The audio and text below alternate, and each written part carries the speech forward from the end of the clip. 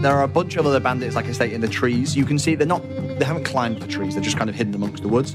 You can see one's got like a real nasty scar covering his left eye. There is another guy with kind of really long, greasy hair, which is kind of brushed out of his face, but looks like it gets in the way quite a lot. You can see there is a woman with kind of a fairly long ponytail, and then another woman who's kind of shaved off her hair, and they're kind of hiding in the woods, all in the same tatty military garb with crossbows.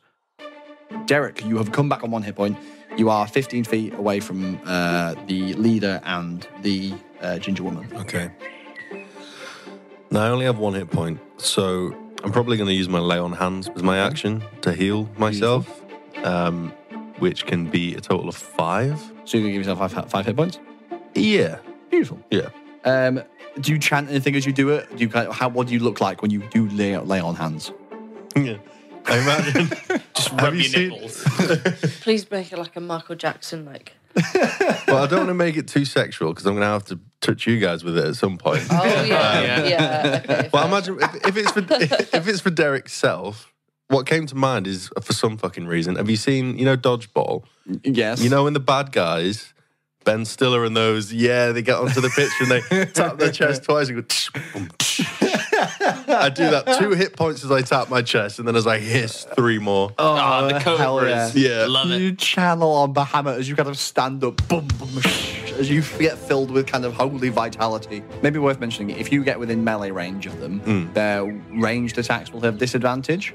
But they will be able to attack. They do look like they've got swords on their hips, but that means we'll have to drop their crossbows. I'm going to have to pull it out. I guess you're kind of weighing up. If you get up to them, it'll be harder for them to hit with crossbows. So they're going to have to resort to swords, but it's up to you what you would rather do. Okay. I'm going to go up to the leader. Is he the closest to me? Yeah, you can't attack this turn, but you can go up to him. Yeah, I'm going to go up to the leader and get right in his face. Yeah, there's your hulking dragon form. As you kind of do your chant, filling yourself with kind of holy energy, you would come up to him. You're kind of standing above, like a foot above him as he kind of stares at you. Excellent. That is your turn. Then it is Zaga. I'll Eldritch Blast again at the ginger woman. Nice, yeah, go for it. Roll to attack. That is a 6. A 6 in total. Yes. You feeling pretty high over stuff. You extend your quill for your second attack. Eldritch Blast firing over. And you watch as kind of the woman with crossbow looking very scared of Derek. Kind of sees you at the last minute and kind of ducks out of the way as your magical energy courses. I like the idea she was still writing notes up until the last second. Went, oh, yeah, I should keep fighting. Yeah. Oh, fuck! And then you fire off. And you look down your book and there's a big line that you've drawn up your page from kind of going up to cast it. I imagine that the quill's probably gone through the page, torn it. Is there anything for me to take cover behind? There are kind of like walls either side. So if you went and crouched by one of the walls, I would say you would have total cover from 2 of the crossbow wielders, but no one else. I will do that. You sprint to one side of the road, making you're now within 30 feet of them, and you kind of tuck behind the wall, giving yourself full cover from, I'll say, the person with the scar and the kind of person with the long greasy hair. Yeah, cool. Yes, thank you. Incredible. It is the bandits' turns. No. The 2 bandits next to you, clearly panicking, drop their crossbows, pull them out and try to attack you. Derek, when they both miss, both of them are going to start to run further down the path. Away from me? Away from you. You can get an attack of opportunity against one of them if you would like. Yeah, I'll take that attack. That's a nat 1. Oh, okay.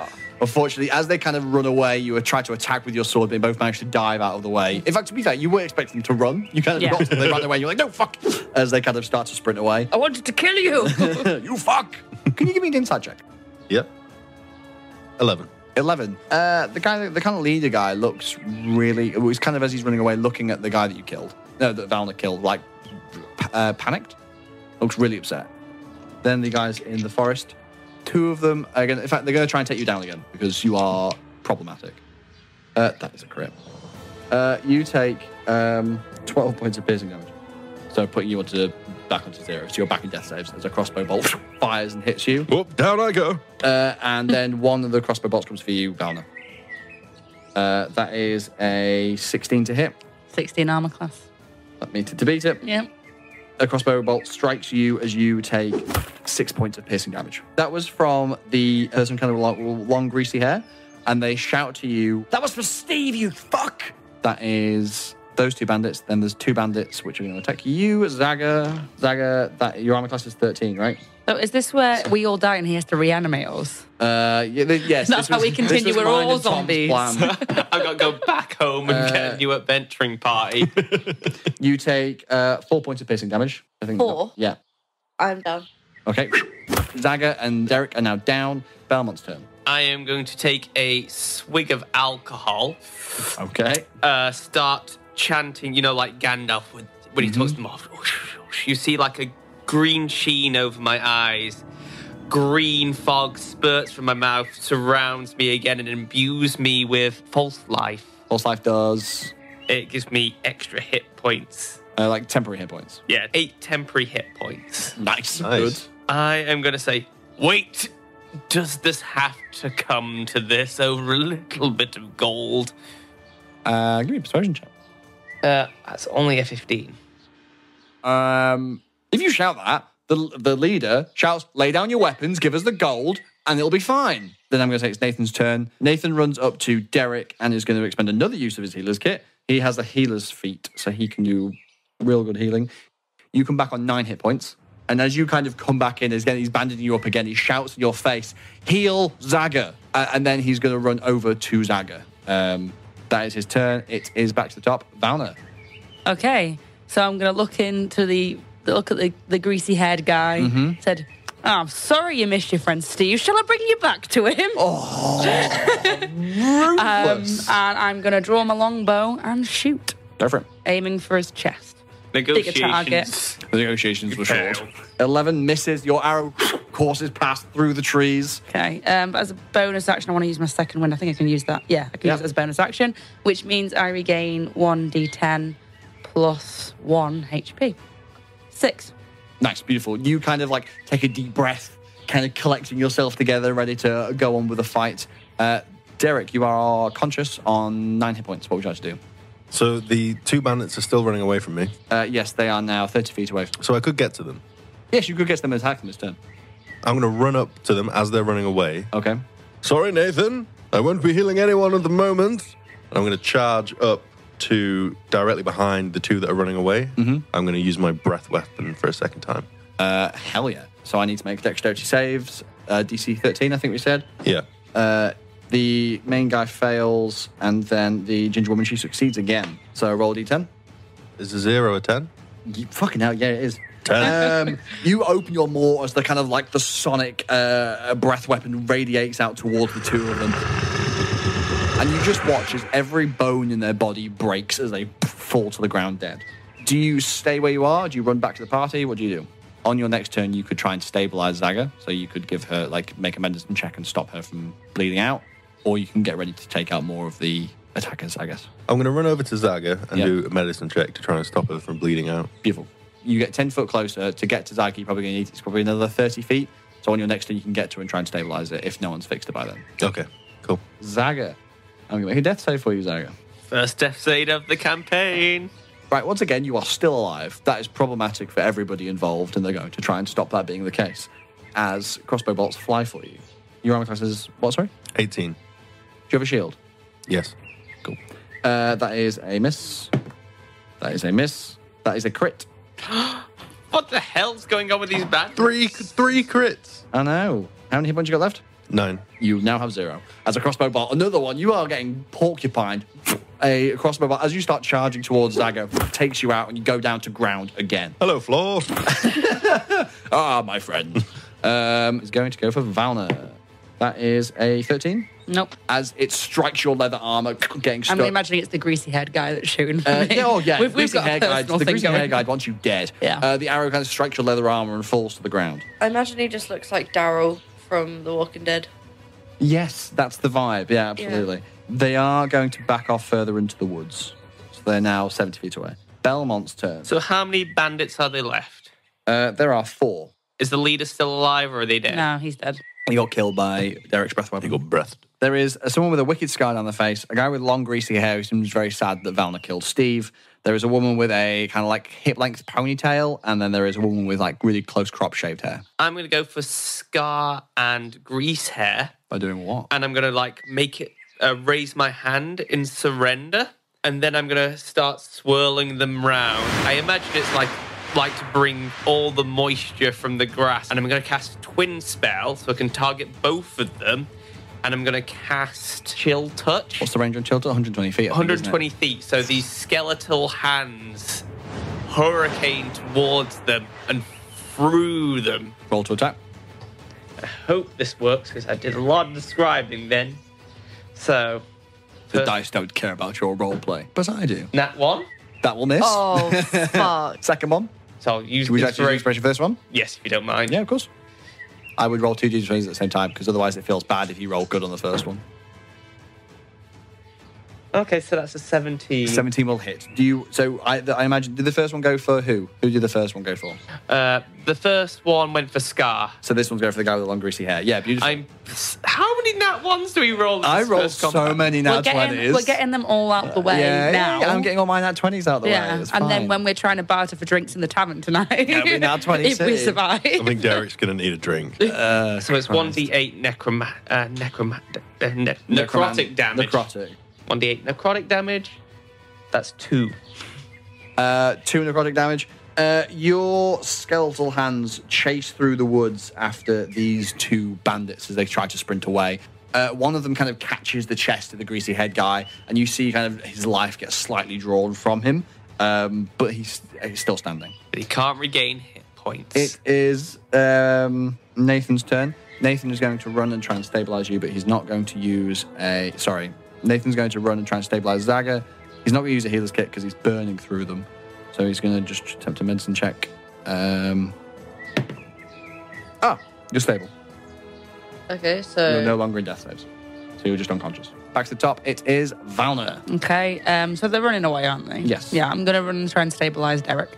Just that they're not fleeing, they're kind of backing up. Oh, I thought they were fleeing. Yeah, no, they're still... Oh, well, in that case, I'm going to keep attacking Greasyhead guy. Yeah, Can I wreck him? Yeah. Sorry, I realised... Sorry, yes. you can wait. they're backing off, not fleeing. They're definitely going to still keep taking shots. 11. 11 misses, I'm afraid. This is going horribly. You fire an arrow after the kind of like long, greasy-haired guy, completely missing. Then it is Derek. Death save for Derek.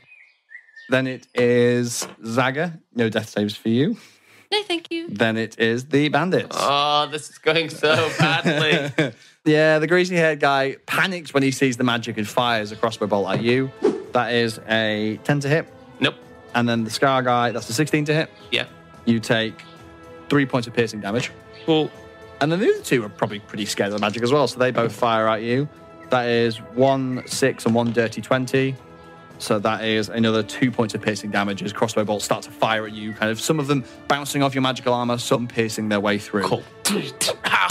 They do start to move back in again. Now people have been taken out of the fight, they start to menace their way back in again. So they're now 40 feet away again.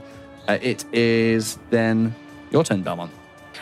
So are they kind of in a slope in the forest? Yeah, slight slope. Can I cast Mold Earth to kind of create a little landslide so they kind of lose balance, trip, and come towards us from their perch? So I would say you can make it difficult terrain, but you probably can't trip them up. Okay, seems pointless with crossbows. Just we're gonna do Chill, Touch, and Greasy.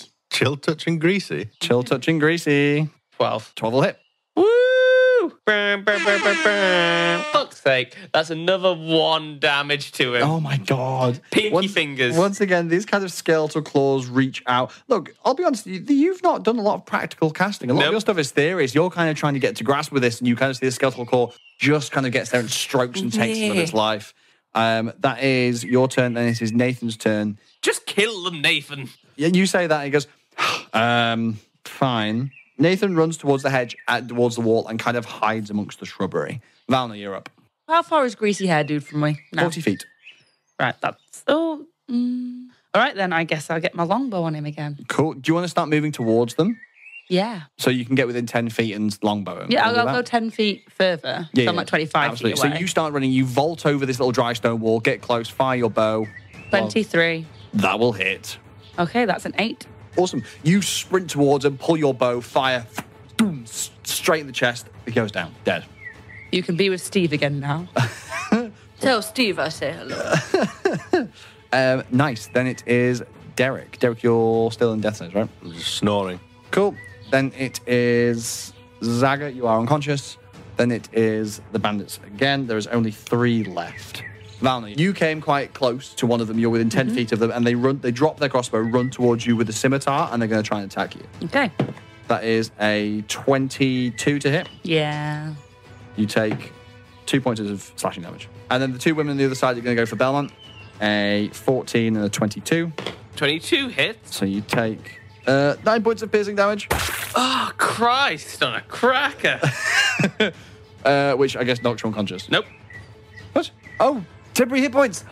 You get struck by this arrow, kind of pushes through your magical protections, and does it knock any of your normal hit points? Yeah. Yeah. So pushes through the temporary and strikes you, cutting your chest. I'm on 3 hit Incredible. 3, veritable luxury. Derek's on 0. And Zaga's on 0, but Derek is in a more precarious situation. Nice. Then it is your turn, Belmont. Right. I've got no healing. Yeah, I was going to say, you're not many... Stabilizing. Yeah. At this point, it's risk everything or... Yeah, it's a very make or break moment. I'm going to try chill hand again on Scarface. Nice. Roll to attack. Come on. Oh, yeah, that hits. That's 22. Yeah, hell yeah. Come on, actually roll well on this D10. Roll I'm 10, going to please. really push into myself, snap some of the bone, Ooh. grind it up in it, and cast it back. Beautiful. How much damage, sorry? 4. 4. Who were you firing that at? Scarface. And at this point, I'm going to get behind the wall. Yeah, fair enough. That will give you total cover from... Do you want total cover from Scarface or the 2 women? 2 women. Beautiful. So nice. You kind of duck against the wall. Nathan pulls out his bow. He's going to fire at the guy with the scar. He has advantage because he is hidden. He hits and he gets to do his sneak attack damage. Whoop, whoop. Yay. For a total of... Oh my God. Nathan pulls out his short bow, leans up, strikes the guy with the scar in the face, and he goes down dead. Hey. Is that the guy I was near? Yes. Yeah, I thought so. Great, 'cause now I won't invoke an attack of opportunity if I try and come and save Derek. Will you allow me to shout? You're outnumbered now. I will. Give me a intimidation check. Surrender or die. 16. 16. You see the 2 bandits that are left kind of look at each other and look back, and you can see they look nervous. And it's now Valna. I'm going to run over to Derek and try and stabilize him. Nice. Give me a medicine check. Derek's just bleeding profusely from the chest. 17. 17, you are stable, no longer in death saves. You'd had 2 successful saves, though, so you're nice. okay. It's the bandits' turns. The bandits dash. They run away further into the woods. Good choice, or you'd be on my slab. Don't come back, please. We're out of combat. You have defeated the bandits. And there are 5 corpses. Nathan, I thought you said these people were professionals. They spend a lot of time on their backsides. You see Nathan's kind of run around, check Zaga and Derek are okay, stands up. Said, who are these people? Yep. You spent a lot of time looking after yourself. Not to speak ill of the unconscious, but they did most of the damage here. You spent a lot of time looking after yourself. He did kill quite a few people. Yeah, I was she gonna points say. to Derek. So, Derek, you'll be unconscious for 4 hours. Zaga, you'll be unconscious for 2 hours. Nathan takes a deep breath and says, I think we should probably set up camp. Yes, that is probably a good idea. Let's get set up. Shall we see if these bandits have any supplies that may help heal ourselves, or at least feed us for the night? You find on the person a total of 10 gold, 17 silver, and 35 copper. You also, on Steve, you find a small knife, and carved into the wooden handle are the initials SP. You also find a letter on the leader. Can I read said letter? The letter is clearly addressed to kind of leader of this group. The guy was called Arnold. And the letter seems to be from a partner or a spouse, you're not sure. And it seems to be asking them how the war is going and when they will be home. I seem these are deserters, not just common bandits. Screw it up and throw it over my shoulder. Oh, you are cold. He is a necromancer Yeah, with no, chill but touch. still. They just tried to kill us with a lot of crossbow bolts. I've never been shot before. My mood is a bit iffy. Yeah, no, fair enough. Eventually, you guys all wake up from being unconscious. As you kind of come round, you see Nathan's been kind of setting up camp and has got a nice fire going. You find yourself sat by it, and he's like, "Oh, you're both awake. Are you feeling all right? You took quite a beating, especially you, Derek. Are you both all right?" Was that a big hero? What happened? You took out several of them. Saved us pretty well. 2 fled, so we got rid of most of them. So yes, you were a big hero. Well done. I knew it. And Zag, are you okay? She's just kind of like holding her head like, I don't know what happened. Did anybody take any notes for me? Well, you weren't down for too long, so you didn't miss too much. I can fill you in. Generally, we got filled with a lot of crossbow bolts and suffered quite intense wounding. Well, you spent quite a lot of time not doing anything. I was covering myself. As a wizard, I do not have much combat experience, so self-preservation comes into effect. And you brought your student along, and She volunteered. Can I suggest perhaps you cast mage armor on yourself first thing in the morning, so we don't have to worry about this in the future? These people are the professionals. I have no idea who's meant to be ambushing me and who's a friendly guard. Again, you brought your student along, and now you're lecturing her on not being a professional. What if they bring more people with them? Like, surely there's more of them somewhere. If we've left them alive and... Well, they were wearing military uniforms. What if they brought the whole army? Yeah, so obviously there must be more somewhere. They obviously now know we are enemies of them. What happens if we come across them again?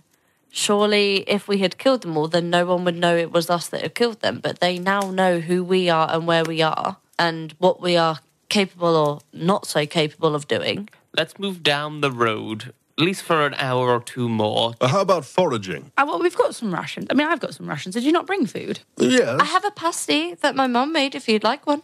Okay. I just pull it out my satchel. So it's wrapped in like little cloth with a little bow tied up. My nanny used to make ones just like this. Sorry, did you say nanny? My nanny, Yes, yes. nanny. You had a nanny? I have a nanny. She's just not here. How old are you? Why, what's a nanny? Who's anyone's going foraging with Derek? How many hit points does Derek have at the 1. moment?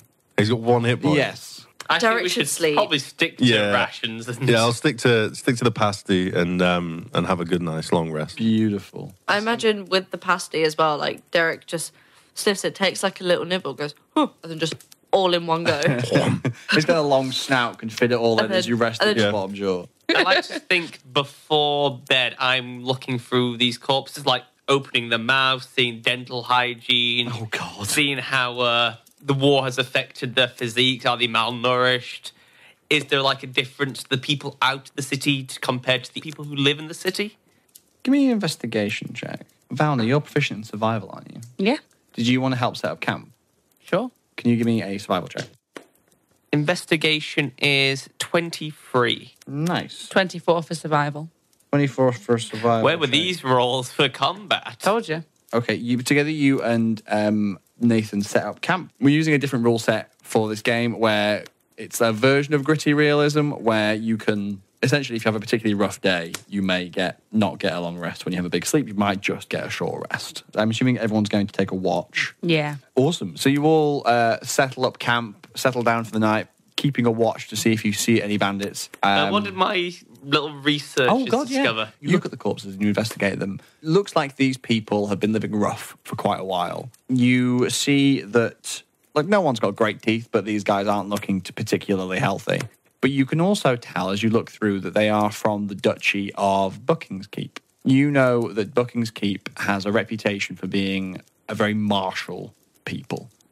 Before they joined the Queendom, so the Queendom is formed of 5 duchies, which all joined at different times. They were, before that, raiders. They are very militant. They're all about, like, your success in battle. And they provide now a lot of the infantry to the Queen's armies. These guys look like, especially the kind of leader guy, looking at his badge, has quite a few ranks. He was clearly quite high up in the chain. And then the people that he was with, a bit lower, but still of significant thing. But you can see their armor is usually really well polished and made to look threatening and scary, but it's all tattered. It looks like they've probably been on the run or have left the army for reasons you will not find out, I guess, at this point. But they have clearly deserted for some reason. Deserters. It doesn't look like the war's going too well. you would know the war was literally basically just started. There hasn't even really... All that's really happened was a couple of months ago, a formal declaration was signed. No battles have actually really happened yet. They're starting to move up towards the front line, and maybe a couple of skirmishes here and there, but there hasn't been any formal battles. And also, these guys are pretty... Unless they have been marching for literally weeks, are probably too far away to have been there and back again. They look like perhaps they've marched from Bucking's Keep to Falador, where you are. But yeah, why they deserted, you're not sure. Strange, maybe some people just aren't suited to the military life. Hey-ho. Help me put these to the side of the road. We don't want to be blocking off the passage for other travelling merchants, do we? Terrifying roadkill to come across. Just like a pile of corpses. Everyone's like, would you rather me leave them in the centre of the road? Like, and we'll have to move them. It probably makes a lot of sense. You all bed down, you all have a rest, and all of you manage to successfully long rest. Belmont and Valna, you get inspiration from your long rest because you did so well having a good big sleep and also not going down to 0 hit points. You guys, Zaga and Derek, just get a normal long rest. You wake up to a pretty nice sunrise. I think it's your third day on the road. You're slowly recovering from your injuries the day before. Wake up, you see the corpses of the bandits that you killed. Many people have kind of walked past terrified of the pile of corpses. Pretty good campsite guard, actually. Just pile of corpses, don't fuck with us. You fought the bandits, 2 of them ran off, and I guess you set off them. What's everyone's morning routine? In fact, that's probably a good question. I think the first thing Belmont's going to do is kind of sleepily arise, wake up, reach for a bell, and realise the bell is not there. Again, given this is probably your second day waking up, I guess this is going to take a while for this reflex to kind of break. Nathan, where's my bell? You look up, Nathan's kind of cooking breakfast by the camp. He's like, what? Oh, we're in the wild, aren't we? Why? I'll give you a few minutes to come around Belmont. You'll remember. I'm not going through this again. And I'm just going to kind of reach for a paper, and that's my morning, like trying to get recombobulated. Why do I imagine you having the full-on, like, striped, like, nightgown? That is what I have with some fluffy bunny butt slippers. Was it got, like, little skulls embroidered? Yeah.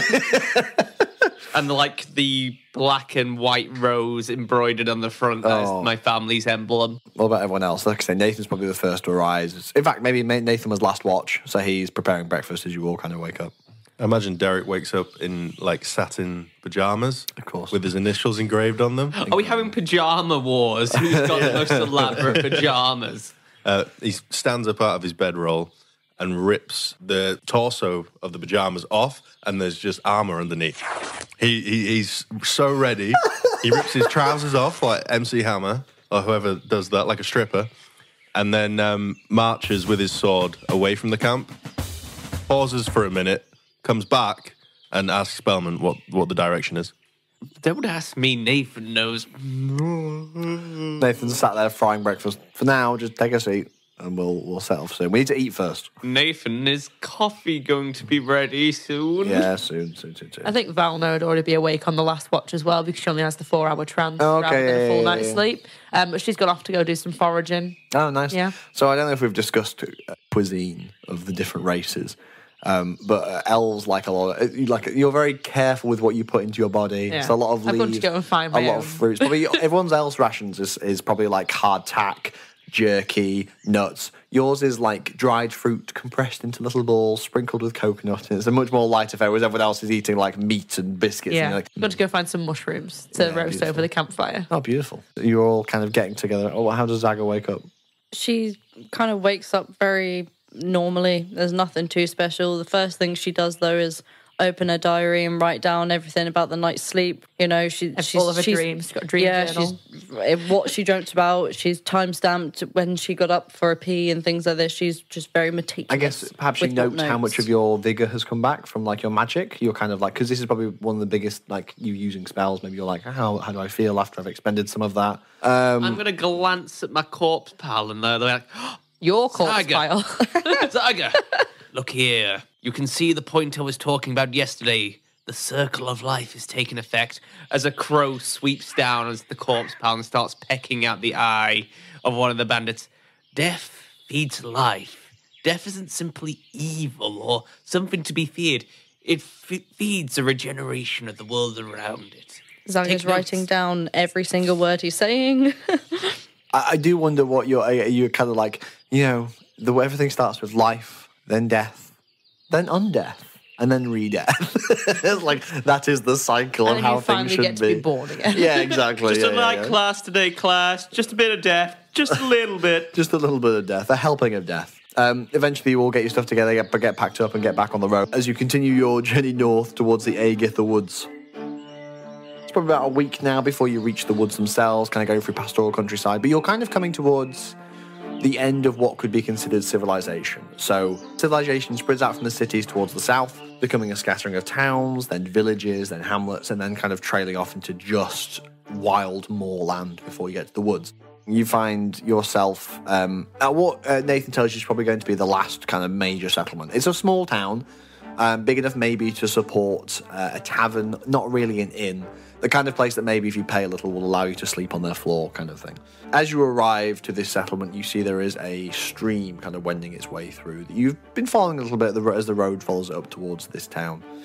You see laying before you is a beautiful green, perhaps the perfect place for children to frolic or people to have a kind of party on in the summer. You can hear birds cheeping, you can see these beautiful kind of tumble-down stone houses and a notice board of sorts. And it seems like the kind of place that should be busy this kind of day, at least people walking around, making food, looking after their kids.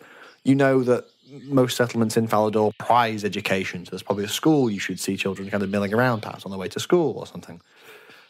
But you don't see anyone. It's incredibly quiet. And as you roll into town, you kind of see perhaps something that catches your eye is a notice board of sorts as you arrive. Dragonborn, you've got a loud voice. Maybe you should check and see everyone's here.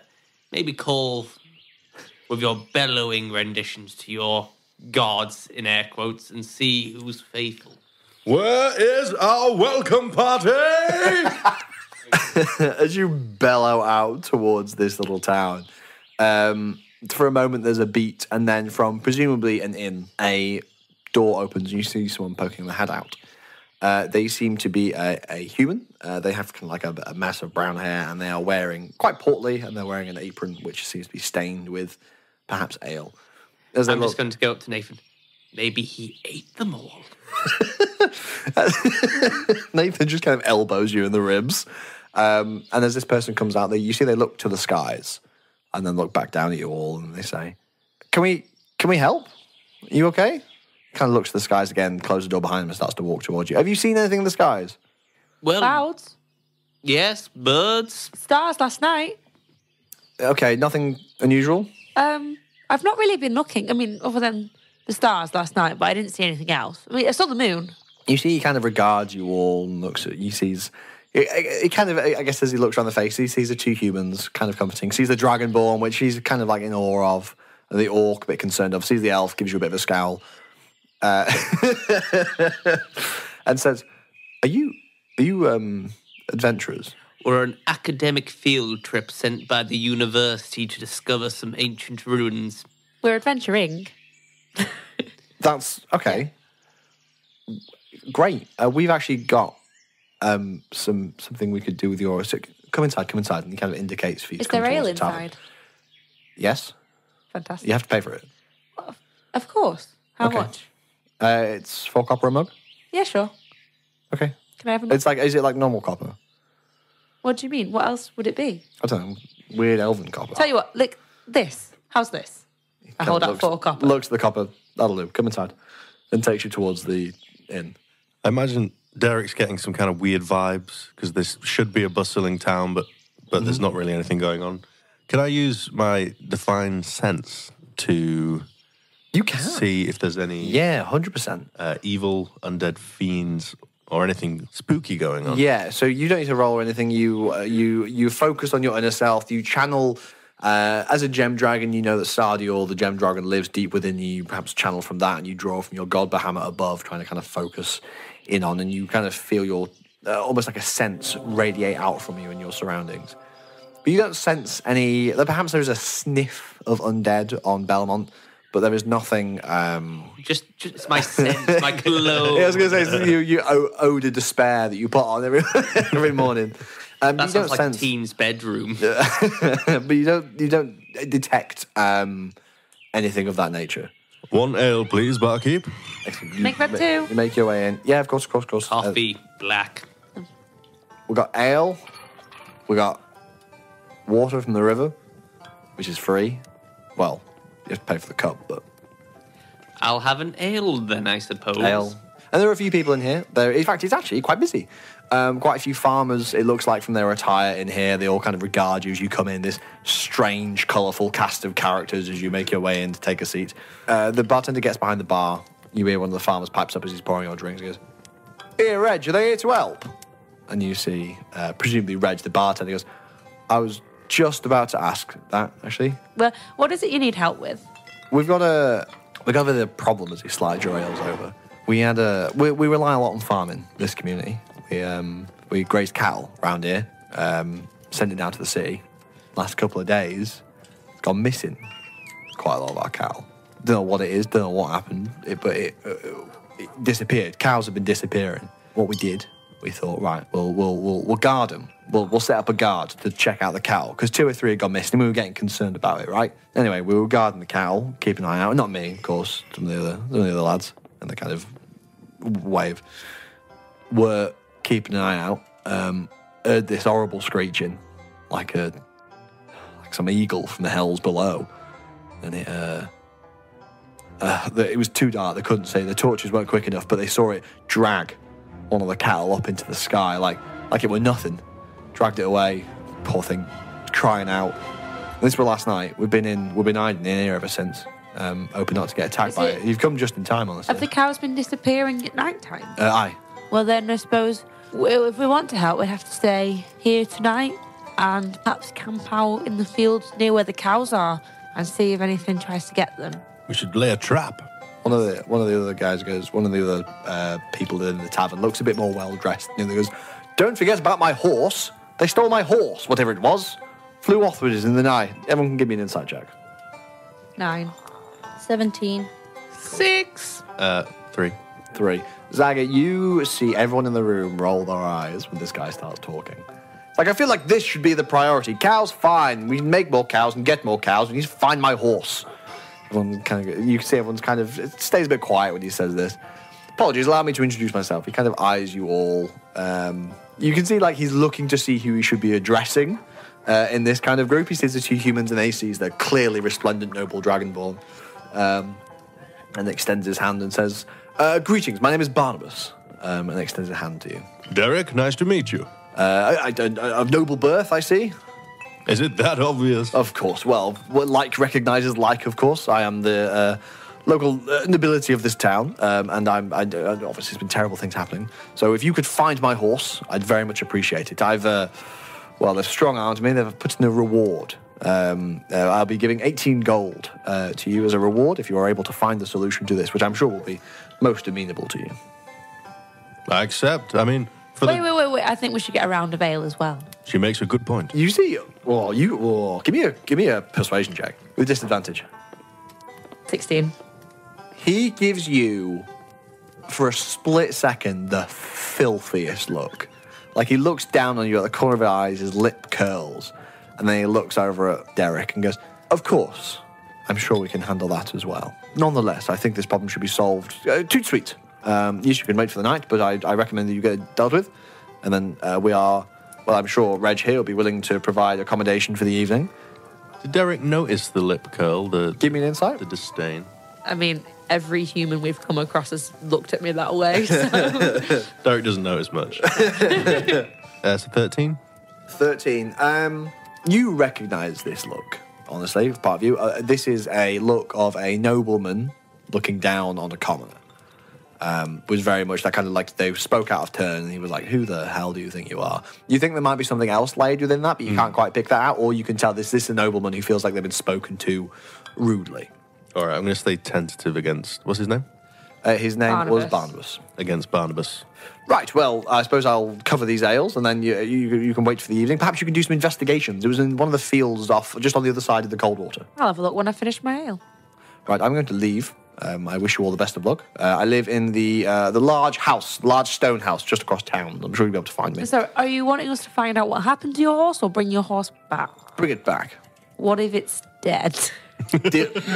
Kill the thing that dealt with it. Okay, and then we'll get our reward. Yes. Thank you That for is clarifying. correct. Is there anywhere we can find some strong rope? You would have got some rope on rope. you'll all have like 50 feet of hempen rope kind of on you. Nice. So between you, you've got like 200 feet of rope, which can do 250 feet of rope, which can do a fair amount. Okay. This beer is rather flavorless, Nathan.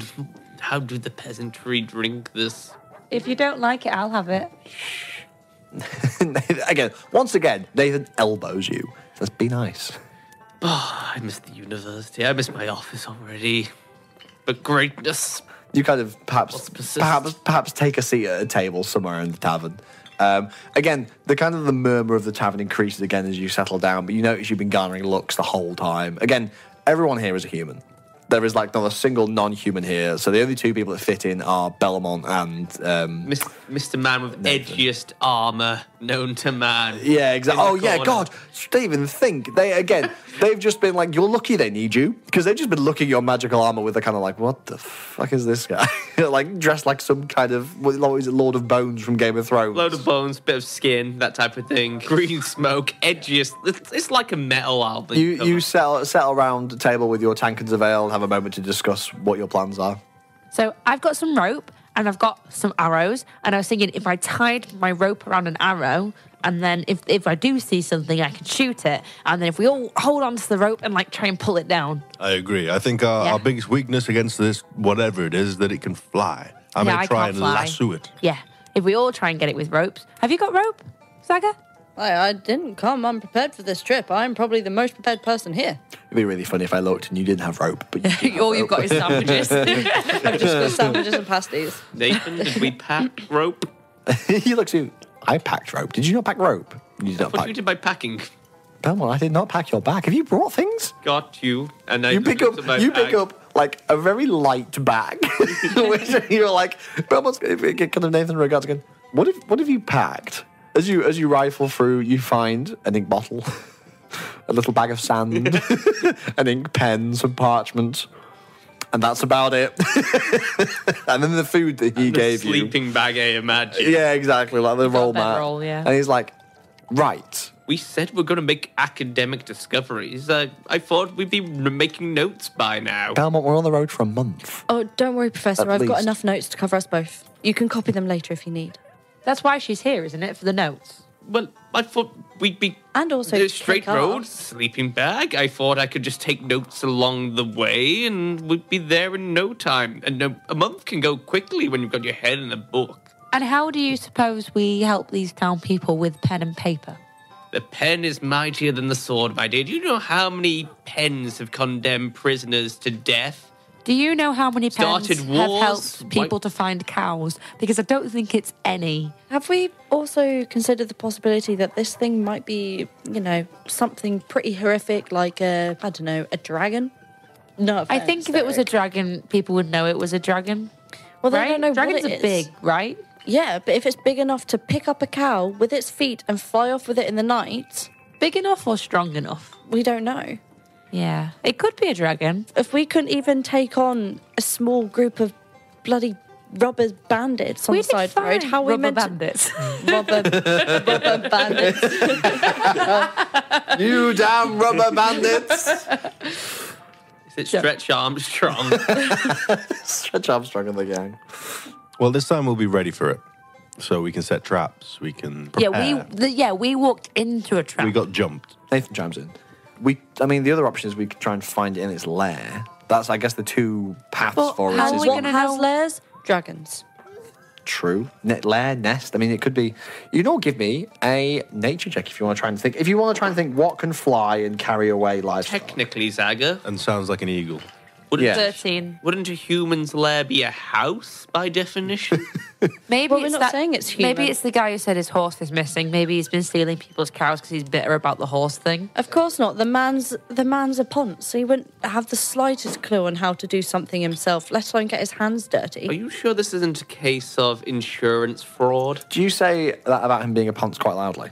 No, I don't feel as if Zaga would. No, Zaga's not very, No. Maybe she kind of she's- goes, ponce. It's like she whispers. it a Yeah, little bit. she's very lent in. She's very cautious with what she's saying and how She she's said the saying. P word. What nature checks did everyone get? 19. 13. 13. 18. I'm just considering if this is insurance fraud. The peasants got a big insurance bill on their cows, and now they're just disappearing. Okay, I don't know if you would be able to determine that. You can definitely have it as a running theory. I'm whispering it to Nathan. Nathan's having a big thing. Yeah, sure. He's kind of trying to work I out. imagine you've probably sat there working out equations like 2 times this amount of money per, like, milk per gallon a month. This is how much. This is, they would save this much time and this much money. All of you, except for Belmont, who is busy trying to work out the validity of this insurance scam, know it could be a couple of things. So, things that would make sense, there are such things as giant eagles. Which are eagles that are perhaps the size of like a horse. I thought you were just going to say perhaps giant. Perhaps giant in size. What could carry a horse? You know there are, You got 19, didn't you, Zaga? I did. So, Zaga, you don't know the name of it. You know there is a monster, a bird that is even bigger, perhaps the size of an elephant. You know if it is that giant bird, you're all screwed. Could I start flicking through my books? Because I'm sure that I've probably got some book. I reckon I've probably got a book on monsters and creatures. If you reckon you would, I would give you let's give you a history check. It's a 13. 13. You haven't got this specific creature written down, Okay. unfortunately. The other things it could be a griffin or a hippogriff. Griffins are half lion, half eagle creatures, and hippogriffs are half eagle, half horse creatures, both of which with origins that no one really knows. Griffins tend to be more powerful, and they're actually known to prey on hippogriffs. But both of them have a taste for meat, so it could be either of them. And realistically, both of these are capable of carrying away livestock. Can I go around the tavern and just start trying to get accounts from each individual to see if I can get any sort of information? Because even though the guy said that nobody saw it because their torches were too slow, but maybe someone caught a glimpse of something, whether like a feather or something. Yeah. Give me how are you trying to be like nice and talkative? Are you trying to be threatening? She's very nervous, so she is as polite and as awkward as possible. She's just, hi, excuse me. So can you just can you give me a little bit of information? Did you see anything? Did you hear anything? Is there anything on the ground? I'm going to make this a charisma investigation check, which for you is a d20 plus 4. During this, can I be looking around for a pen or a quill? I have a pen and a quill. I suppose Zaga lends you a pen and a quill. Okay. You haven't even asked me. I just sensed you'd need one, and I've just pulled it behind my ear and just pulled it out to you. I'm going to lay it down on one of the bar tables, pull out my sword, and just Why? on the quill to smash it in half. Why? Why did you That was my do second that? favourite quill. My mum gave me that. Could you give me an attack roll, please? Yeah. What was my... Just let me fucking... Derek, do you reckon you do this before or after she's commenced her investigation? Kind of during while she's distracted doing the I investigation. won't give you disadvantage then. You just got ink all over my insurance. What was your attack roll? It was a 21. Oh, beautiful. Yeah. You destroy the table. As you lift up your sword, you kind of put it to the door, lift your kind of sword above your head and slam it down. Sorry, is this on the table where my ale is? Have you knocked my ale? No, I off chose an before? empty table. Thank you. Everyone kind of goes, whoa, what the fuck? Like there's kind of murmurs across. Reg behind the bar goes, what the hell are you doing? I was testing out Belmont's theory. What theory? The pen is mightier than the sword. Oh, for fuck's sake.